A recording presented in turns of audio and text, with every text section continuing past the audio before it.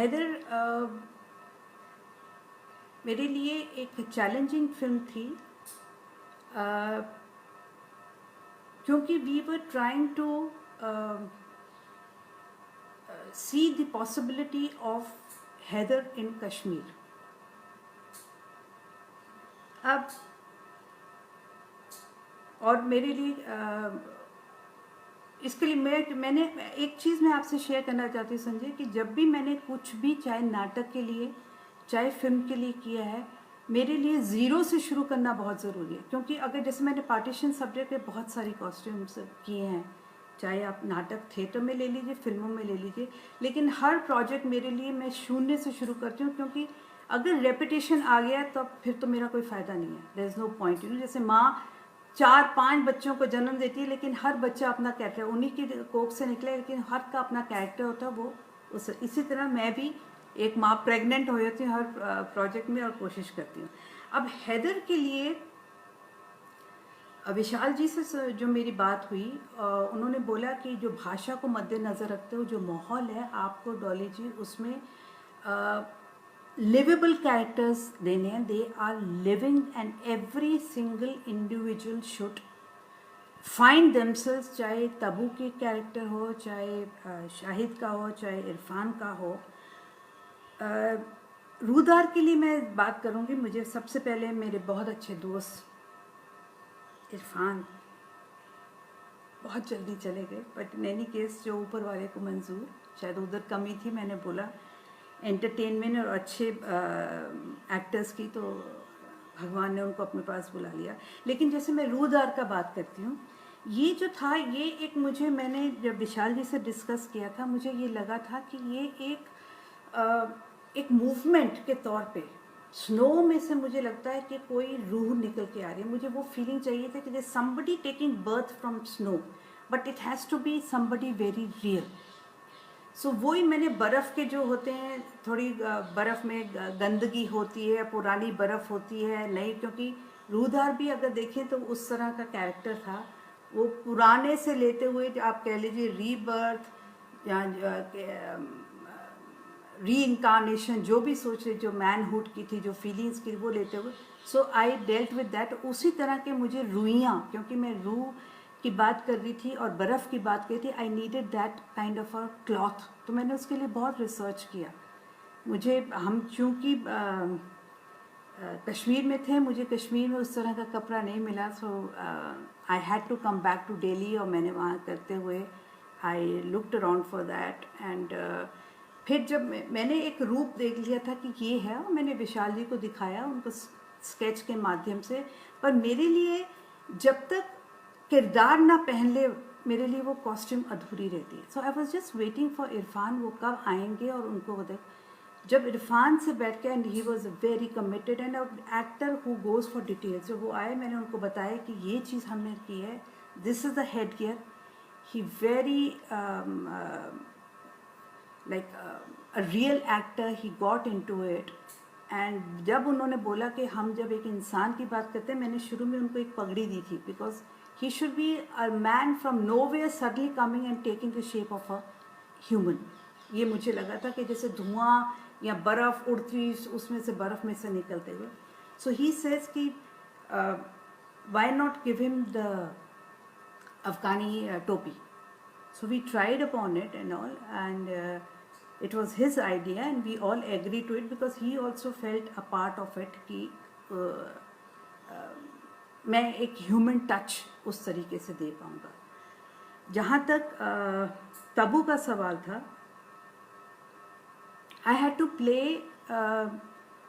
with colors of her inner character। हम सबको मालूम है कि वो क्या कैरेक्टर, क्या उनकी ज़िंदगी रही है, कैसे जी रही हैं और आगे क्या देख रही हैं और कैसे जीना चाह रही हैं, क्या उनकी कॉम्प्लेक्सिटीज़ हैं लाइफ में, is she true, is she false, वो सब कलर। तो yet she has to look beautiful. क्योंकि सिनेमा में हम कहीं ना कहीं थोड़ा थोड़ा फैंटेसाइज ज़रूर करते हैं, because it's a gripping, alluring the audiences to be in love with this character.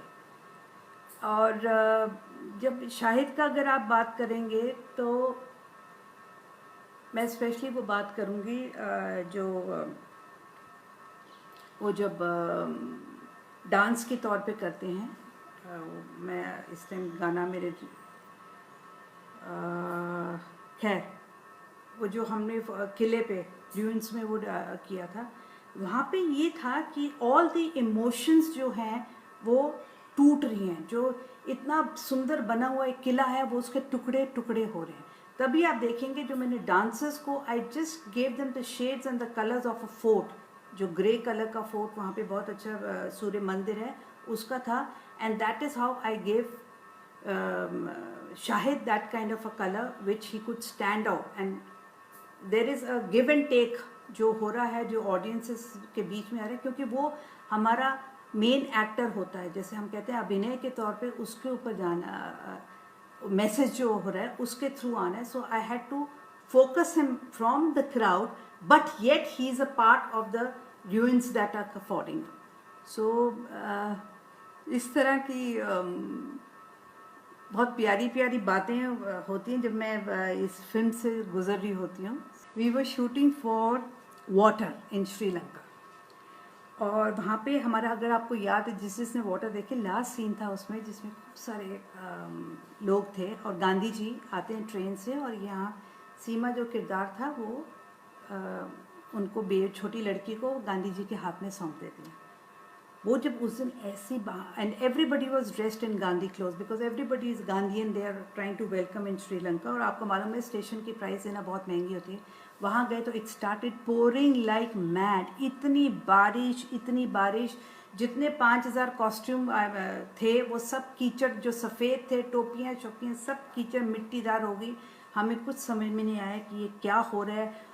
लोग इधर भाग रहे हैं, उधर भाग रहे हैं, वो मेरे कॉस्ट्यूम पकड़ो और ये कर लो वो करो, और अपने आप को बचाने की कोशिश करते हैं. अल्टीमेटली कॉस्ट्यूम्स मिल गए. Then and Deepa ji was having temperature 102 that day, and the railway station was only there for 1 day.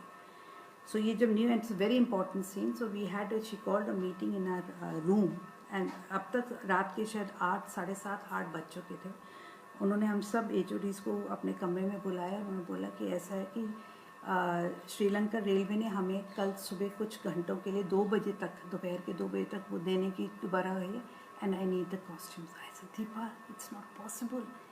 How am I going to do 5000 costumes, white also and all. And the look in the eyes, I said okay, there is no argument. I said it will be done. मैंने पता नहीं कैसे बोल दिया, it will be done. Next cut, it's all credit to the production team. I just, when दिमाग में मेरे आया, ऐसे जितने भी यहाँ पे 5 स्टार होटल्स हैं उनको कांटेक्ट करो. रात को उनको बोलते हैं कि they should, you know, the production can help in this. जो भी है उनसे ओपन करके उनके, because you know they have big laundries and also, वो हमने वहाँ करके उनसे सारे कॉस्ट्यूम्स करके, and in the morning when we were ready for the shot, at 6 in the morning, all my actors, my extras, everybody was on set, and we completed the scene. जब मैं आई थी बैंडेड क्वीन करने के लिए, that was my first Bollywood film, अगर आप कहें. It was a Hollywood Bollywood दोनों फिल्म थी. तो शायद मैं इतनी कॉन्फिडेंस से बात नहीं, क्योंकि मैं बहुत I used to be too nervous, लेकिन मैं घबराई नहीं. And I had such a wonderful relationship with the DOP, Mr. Ashok Mehta ji, my darling. He was, जो कैमरा में कलर्स को कैसे देखते हैं, it is basically I learned from him. वो क्रेन के ऊपर चढ़ के, और वहाँ पे वो जो सीमा, जो फूलन देवी का रेप सीन हो रहा है, वो कैमरा उधर क्रेन में चढ़ा हो, ऊपर है, यहाँ आ रहे हैं, और अचानक मुझे वॉकी टॉकी में आता है, डॉली इधर आ. मैं बोला क्या हो गया अशोक जी, वहाँ के कहते and he called me and he made me sit on the chair of his crane with him, and he took me right up there. और वहाँ से मुझे आके, मैं घबरा गई, मैं पता नहीं, कहते देख तू की कितना है. मैं डर गई, मैं पता नहीं क्या है. ऊपर जाके जब उन्होंने मुझे दिखाया, कहते हैं दैट लिटिल रेड गमछा जो तूने दिया है, look at the meaning it is giving. There is, she is being raped, there is blood. उसका जैसे मैंने, और by chance, honestly speaking, that is how I learn the placement of costumes और इवन योर प्रॉप्स, अगर गमछा prop की तरह इस्तेमाल कर रहे हैं, उसको भी क्या शेप देना, उसको भी क्या रूप देना है। As a painter you know आप कैसे करते हैं। तो these are the little things which I learn. How to deal with white color. Ashok ji gave me a fantastic lesson for that, which I have no words to thank him.